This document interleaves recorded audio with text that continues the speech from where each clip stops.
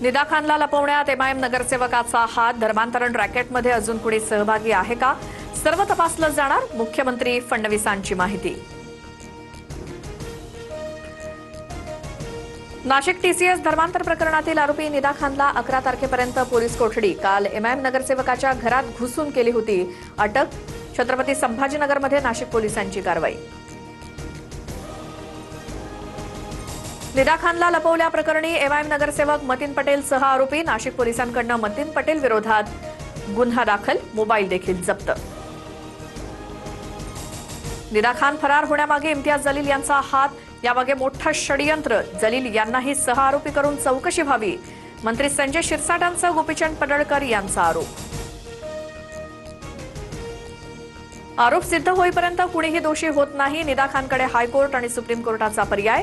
चूक नसल्यास एमआयएम निदा खानला मदत करणार, इम्तियाज जलील यांच्याकडून भूमिका स्पष्ट. सुवेंदू अधिकारी पश्चिम बंगालचे नवे मुख्यमंत्री. अमित शहांच्या नेतृत्वातील बैठकीत विधिमंडळ दलाचा नेता म्हणून निवड. उद्या शपथ घेणार. पश्चिम बंगाल सरकारचा उद्या शपथविधी सोहळा. ब्रिगेड परेड ग्राउंडवरती सोहळा रंगणार. पंतप्रधान नरेंद्र मोदी आणि अमित शहांसह अनेक दिग्गज नेते उपस्थित राहणार. तमिळनाडूमध्ये थलपती विजय सत्ता स्थापन करणार. इतर पक्षांच्या पाठिंब्यानं विजयनं बहुमताचा आकडा गाठल्याची सूत्रांची माहिती. टीव्हीकेला सीपीआय, सीपीएम आणि व्हीसीके या पक्षांचा पाठिंबा.